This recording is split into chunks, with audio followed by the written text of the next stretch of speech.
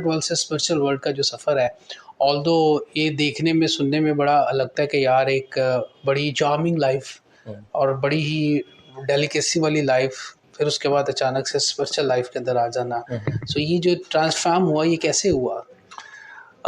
फरहान भाई, जो सबसे बड़ी मिसअंडरस्टैंडिंग है मेरे ख्याल में, जिसको हम कहते हैं कि गलतुल आम है, कि ये स्पिरिचुअल लाइफ कोई बाहर नहीं है। ठीक है। ये बेसिकली इंसान के अंदर ही सब कुछ मौजूद है ना, क्योंकि इंसान तो मजमुआ है दो चीज़ों का, एक जिस्म का और दूसरी रूह का, जिसको हम मुरक्कब भी कहते हैं ना। तो अगर रूह निकल जाए तो आप ख्वाजा ज़ुबैर अहमद को मैयत कहेंगे, आप ख्वाजा ज़ुबैर अहमद नहीं कहेंगे।